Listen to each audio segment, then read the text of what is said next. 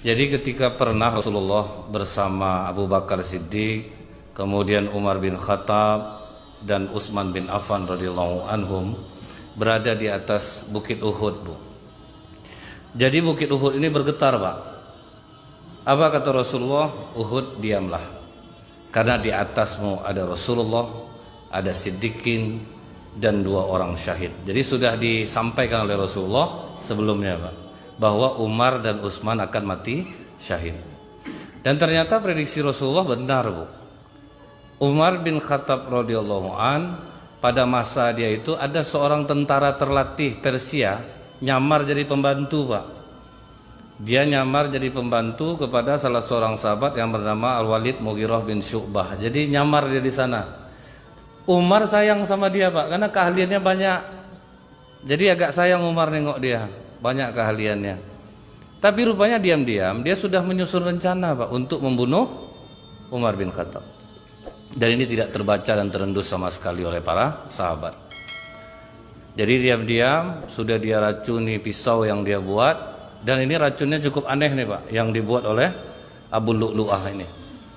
Jadi dia racunnya itu sifatnya kalau dia udah tusuk kan, Pak, apapun yang dimakan akan keluar dari lubang yang ditusuk itu. Kan aneh itu, Pak, hebat racun dia. Jadi tidak bisa makan itu tercerna, Bu, akan keluar dari lubang yang dia tusuk. Jadi subuh itu dia sembunyi. Dia sembunyi, dan waktu itu siapa yang menjadi pemimpin? Dia yang menjadi imam. Nah, Umar bin Khattab menjadi imam subuh. Baru takbiratul ihram dan beberapa ayat Al-Fatihah yang dibaca, tahu-tahu dia keluar, Pak, langsung dia tusukkan 3 kali ke arah perut Umar bin Khattab. Umar bin Khattab tersungkur. Nah, itulah hebatnya persatuan umat Islam ini, Pak. Tidak ada yang terputus sholatnya. Abdurrahman bin Auf maju langsung menggantikan. Dan Abu Lu'lu'ah ini, Pak, berlari sambil mengibaskan pisau, Bu. Jadi 7 orang meninggal lari itu dibuatnya. Tapi dia juga terbunuh. Dan dia dianggap pahlawan oleh orang Syiah karena berhasil membunuh membunuh Umar bin Khattab. Jadi dia dianggap pahlawan dia ini, Bu. Pertanyaan Umar cuma satu, Pak. Siapa yang membunuh saya? Abu Lu'lu'ah, pembantu dari Walid Al-Mughirah bin Syu'bah. Apa kata Umar? Alhamdulillah, bukan seorang muslim yang membunuh aku. Jadi masih ada syukurnya, Bu, bukan orang muslim yang membunuh. Tapi begitu bertukar khalifah, nah pada masa Utsman bin Affan ini, Utsman bin Affan itu gelarnya apa, Bu? Zunnurain, yang memiliki 2 cahaya, Pak. Ada 3 pendapat kenapa Utsman bin Affan digelari Zunnurain. Yang pertama, karena 2 putri Rasulullah adalah istri Utsman. Pertama Ruqayyah, meninggal Ruqayyah, kemudian berganti dengan Ummu Kulsum. Kemudian yang kedua, dia sedang membaca Al-Quran dan mengkhatamkan Al-Quran pada surat witir. Quran cahaya, tahajud juga cahaya. Jadi makanya disebut 2 cahaya. Kemudian dia waktu masa jahiliyah gemar bersedekah, setelah Islam gemar bersedekah. Ini juga 2 cahaya. Nah, jadi makanya dia digelar dengan sebutan Zunnurain. Dan ini sangat utama, Pak. Apa kata Ummul Mukminin Aisyah? Pernah kami duduk bersama Rasulullah, Abu Bakar datang mengetuk pintu, Rasulullah tetap di posisi dia. Tidak ada yang berubah, Bu.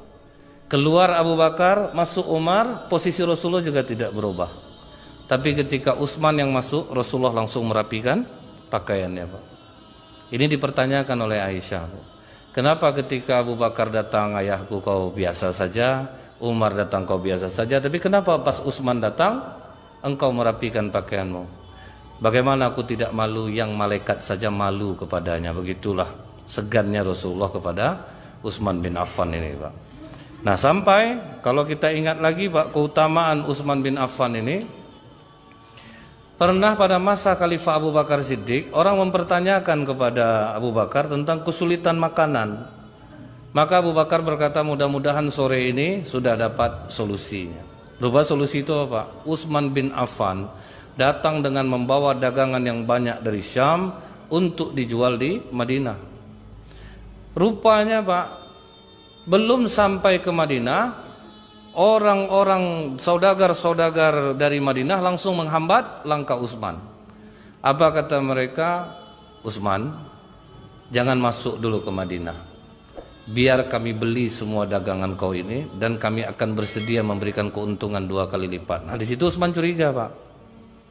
Kenapa kok mau mereka memberikan keuntungan? Mereka pun menjelaskan, apa kata mereka?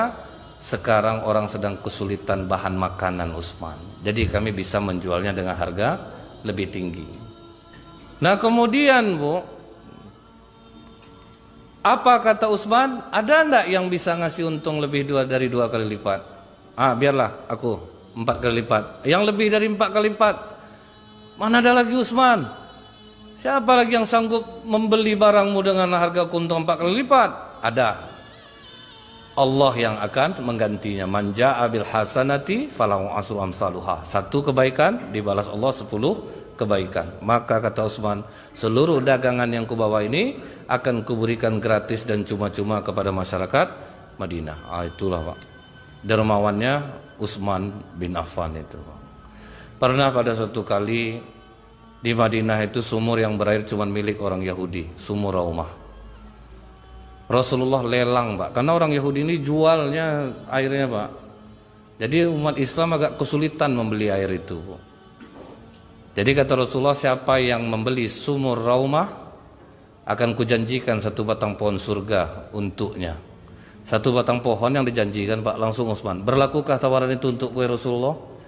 Kalau kita tuh Bu dapat rumah indah di surga, diam aja semua tuh Pak.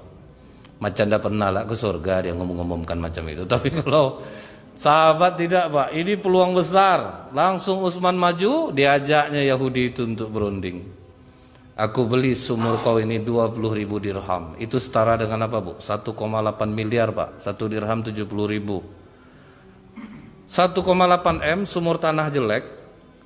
Jadi orang Yahudi ini cerdik dia Pak. Berarti ini mantap sumur aku ini. Nggak bisa, aku nggak mau jual. Utsman pedagang ulung Pak. Itu 20.000 dirham itu bukan untuk aku sepenuhnya. Selang-seling kita. 1 hari punya aku, 1 hari punya kau. Kalau itu mau aku, kata orang Yahudi itu. Pas giliran umat Utsman punya sumur, diumumkannya kepada masyarakat, ambil air untuk 2 hari. Karena besok sumur ini tidak lagi milik aku. Bekapang orang Yahudi itu jualan air tidak laku lagi Pak. Karena udah diambil stok untuk 2 hari. Jadi makanya Bu, betul kata Rasulullah tuh Bu ya. Sehebat apapun kita ngamal hari ini, itu nilainya sama dengan tidurnya sahabatku, kata Rasulullah. Nah jadi ini gambaran bagaimana Utsman bin Affan berinfak, bersedekah. Ngeri, di atas rata-rata kemampuan orang biasa. Jadi sumur itu Bu akhirnya dijual oleh orang Yahudi itu dan ditambahkan lagi oleh Utsman bin Affan 20.000 dirham lagi. Jadi 3,6 miliar sumur jelek dibeli Utsman untuk umat Islam. Nah kan ngeri kebaikannya nih Pak. Nah dinikahkan oleh Rasulullah dengan Ruqayyah. Wah jadi waktu dia dinikahkan oleh Rasulullah dengan Ruqayyah itu Pak, ikut hijrah ke Habsyi. Nah Rasulullah dapat kabar gembira dari pernikahan Ruqayyah dan Zainab dan Ruqayyah dan Utsman, lahir anak yang bernama Abdullah. Senang hati Rasulullah dapat cucu laki-laki, tapi umur 6 tahun meninggal dunia. Jadi tidak besar anaknya, hanya semua sampai umur 6 tahun. Nah waktu kembali ke Mekah dan hijrah ke Madinah, pas perang Badar, Ruqayyah jatuh sakit. Nah waktu itu Utsman bin Affan mau berangkat perang. Kata Rasulullah, jangan Utsman, jaga istrimu. Jadi Utsman bin Affan tidak ikut perang Badar itu dikarenakan dia menjaga istrinya, yaitu anak Rasulullah SAW. Nah jadi waktu perang Badar ini berlangsung, setelah menang Rasulullah itu bingung Bu, apakah harus bahagia atau sedih? Di sisi lain kita menang, di sisi lain anaknya Ruqayyah meninggal dunia. Itu yang membuat Utsman bin Affan sangat bersedih Bu. Rasulullah bertanya beberapa waktu kemudian, apa yang kau sedihkan Utsman? Karena aku tidak lagi menjadi ada ikatan denganmu ya Rasulullah. Kata Rasulullah, aku masih punya anak Ummu Kulsum, kau nikah sama dia. Nah nikahlah sama Ummu Kulsum. Utsman banyak jasanya terhadap Islam, tetapi akhirnya Pak, fitnah kembali terjadi. Nah inilah bahayanya berita hoax ini Pak ya. Berita hoax itu dia sebentar tapi efeknya besar, Pak. Ini yang ngeri ya gitu sekarang ini. Makanya di dalam surah Al-Hujurat ayat 6 itu Allah sudah ngasih rambu-rambu sebetulnya kepada kita, Pak. A'udzubillahi minasyaitonirrajim. Ya ayyuhalladzina amanu in ja'akum fasikum binaba'in fatabayyanu an tusibu qauman bijahalah fatusbihu ala ma fa'altum nadimin. Wahai orang-orang beriman, jika seorang yang fasik datang kepada membawa satu berita, maka telitilah kebenarannya, agar kamu tidak mencelakakan suatu kaum karena kecerobohan kamu, dan akan membuat kamu menyesal. Nah ini yang hati-hati kita, Bu. Di zaman Utsman kena nih, Pak. Namanya Abdullah bin Sabah, orang Yahudi masuk Islam dan melihatkan keislaman yang baik, Pak. Dan orang sangat simpati kepadanya. Rupanya dia punya misi, Bu, untuk menjatuhkan Utsman bin Affan.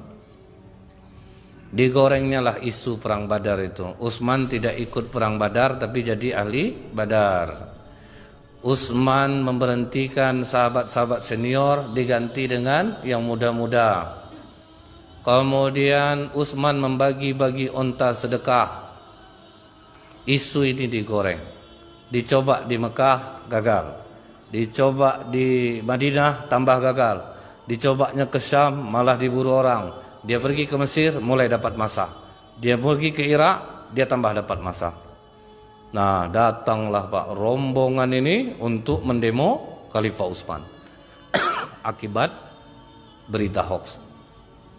Datang dia membawa berita hoax, tapi hebatnya Utsman bin Affan radhiyallahu an, ditemuinya pendemo ini, Pak. Apa masalah kalian sama aku? Kau tidak ikut perang Badar, kenapa jadi ahli Badar dan mendapatkan ghanimah? Kemudian kau memberhentikan sahabat yang senior, kau ganti yang muda-muda. Dan kau membagi-bagi onta sedekah. Nah, Utsman bin Affan bisa menjelaskan. Waktu perang Badar, anak Rasulullah, istriku sedang sakit. Rasulullah memerintahkan aku untuk menjaga anaknya. Apakah salah aku menuruti perintah Rasulullah yang sebenarnya aku ingin ikut ke Badar? Baru mengangguk-angguklah pendemo ini, Pak. Yang kedua, kau membagi-bagi onta sedekah. Jangankan aku, Rasulullah untuk kurma saja itu pun dipisahkan oleh Rasulullah, mana kurma sedekah, mana yang tidak. Bahkan pernah cucunya termakan kurma sedekah itu, apa kata Rasulullah? Muntahkan, dicongkel oleh Rasulullah, Pak, suruh muntahkan. Apalagi ini onta, makanya aku pisahkan mana onta sedekah, mana tidak. Kemudian kau memberhentikan yang senior, kau ganti dengan anak muda. Kalian ingat enggak Usama bin Zaid, kata Utsman bin Affan, umur 16 tahun, tapi yang dipimpinnya siapa? Abu Bakar Siddiq dan Umar bin Khattab, Pak, dalam perang. Barulah pendemo ini menyadari dan mereka pergi dengan damai. Tidak ada yang anarkis, Pak. Pergi dengan damai. Abdullah bin Sabah tidak kehabisan akal. Dia buatlah surat kaleng, cap Khalifah Utsman bin Affan. Isinya, wahai gubernur Mesir, wahai gubernur Irak, kalau misalnya Persia, kalau misalnya mereka kembali ke daerahnya masing-masing, jangan dilupa penggal kepala mereka. Itulah isunya, Pak. Dan ini sudah susah untuk dibendung. Disuruh oleh Abdullah bin Sabah, seorang budak hitam, kau mau merdeka? Mau, kau bawa surat ini, kau lewat dengan gaya yang mencurigakan, supaya kau nanti dikejar oleh mereka. Begitu dapat, kan ditangkap kau nanti. Mau kemana kau? Aku mau ke Mesir, memberikan surat Khalifah Utsman kepada gubernur. Kan nanti dibuka mereka tuh, dibacanya. Dan berhasil. Oh, ini kurang ajar Khalifah Utsman ini. Udah mau kita pergi baik-baik, rupa disuruh penggal kepala kita. Tidak dikonfirmasi dulu, Pak, berita ini dengan baik-baik. Langsung emosi, semua balik ke tempat Utsman bin Affan. Begitu sampai, apa kata Abu Hurairah, bagaimana? Kata Utsman bin Affan, pulang semuanya. Jangan sampai gara-gara seorang Utsman bertumpah darah umat Islam. Makanya Utsman tetap bertahan. Nah, dikepung rumah Khalifah Utsman, Pak. Tidak boleh lagi ke Masjid Nabawi, padahal dia yang memperluasnya. Tidak boleh lagi mengambil air sumur Raumah, padahal dia yang membelinya. Nah, di 3 hari itulah, Bu, suasana sangat mencekam. Hari ketiga Khalifah Utsman sedang membaca Quran menjelang maghrib, pendemo mulai merangsek masuk. Dia kan pemandu sorak pertama nih itu Pak, itu membakar semangat. Akhirnya masuk semua Pak. Sahabat Rasulullah yang sudah uzur tua ini 83 tahun umurnya ditusuk. Akhirnya mati menggenaskan akibat berita hoax. Nah jadi yang terjadi apa lagi Pak? Setelah Khalifah Utsman bin Affan terbunuh, kemudian tidak boleh jasadnya diselenggarakan. Akhirnya Ummu Habibah membuka kata Ummu Habibah, kalau kalian tidak izinkan kami untuk menyelenggarakan jenazah Khalifah Utsman, aku istri Rasulullah akan membuka tutup kepala aku. Masih takut pendemo Bu. Karena apa kata para sahabat, kalau sempat istri Rasulullah membuka tutup kepalanya, dia buka hijabnya, Madinah akan hujan batu. Nah jadi Khalifah Utsman terbunuh karena berita hoax. Nah ini ngerinya. Apakah cukup sampai di sana? Ali bin Abi Thalib radhiyallahu an dibujuk oleh orang yang membunuh Utsman Pak. Kami baiat ke wali. Merapat lagi nih Pak. Ini ngerinya Pak. Merapat lagi dia ke Ali bin Abi Thalib supaya tidak diusut kasus pembunuhan itu Pak. Masuk dia ke Ali, dibaiatnya Ali. Kemudian Ali tidak mau. Akhirnya Tolhah dan Zubair bin Awam datang. Kami mendukung Ali. Nah, setelah Ali naik, tentu Muawiyah ingin tangkap dulu pembunuh Utsman, baru kami baiat. Kata Ali, baiat dulu, baru nanti kita cari pembunuh Utsman. Nah, inilah terjadi perang itu, perang Siffin itu terjadi gara-gara ini, Pak. Nah, waktu perang terjadi, pasukan Muawiyah mengangkat mushaf Al-Quran, berarti gencatan senjata. Nah, yang gabung membunuh Utsman tadi Pak takut nanti kalau damai ini bahaya nih, serang terus Ali, serang. Ali tidak mau, kita berunding dulu. Nah, barulah dimunculkan isu baru, hukum itu hanya milik Allah, manusia tidak boleh menentukan hukum.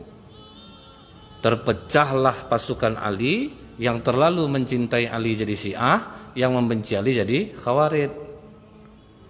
Nah jadi orang ini Pak, orang Khawarij ini rata-rata mereka penghafal Quran, bukan orang sembarangan Pak. Mereka orang-orang penghafal Quran. Ini itulah hebatnya dia menggoreng isu itu Pak, sampai penghafal Quran banyak kena di dalamnya itu Pak. Disitulah terjadi perang Nahrawan, karena mereka protes Pak, udah dikirim oleh Ali bin Abi Thalib, utus Ibnu Abbas berunding. Apa masalah kalian dengan Ali bin Abi Thalib? Ya dia berani menentukan hukum, berunding dia. Hukum ini milik Allah, Allah kan suruh kalau tidak ambil ganimah perang. Waktu dia berperang sama Aisyah, dan dia tidak menawannya. Nah, ini Pak, padahal kan kalau kita berperang tuh kita tawan, kita ambil hartanya. Maka kata Ibnu Abbas, kalian ini memang hafal Quran, tapi kalian tidak faham. Nah, jadi ini yang ngerinya kita Pak. Sempat orang hanya penghafal Quran, tapi tidak faham Bu. Ini ngerinya. Maka kata Ibnu Abbas, coba kalian baca surah Al-Maidah ayat 95. Ini saya bacakan artinya karena cukup panjang. Hai orang-orang yang beriman, janganlah kamu membunuh binatang buruan ketika kamu sedang ihram.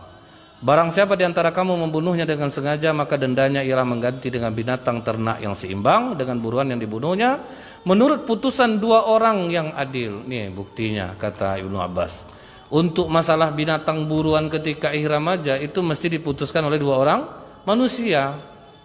Dia menjadi wakil Allah untuk memutuskan. Kemudian kata Ibnu Abbas, kalian buka surah An-Nisa ayat 35. Dan jika kamu khawatirkan ada persengketaan antara suami dan istri, maka kirim seorang hakim dari keluarga laki-laki dan seorang hakim dari keluarga perempuan. Nah ini juga manusia juga yang ikut memutuskan.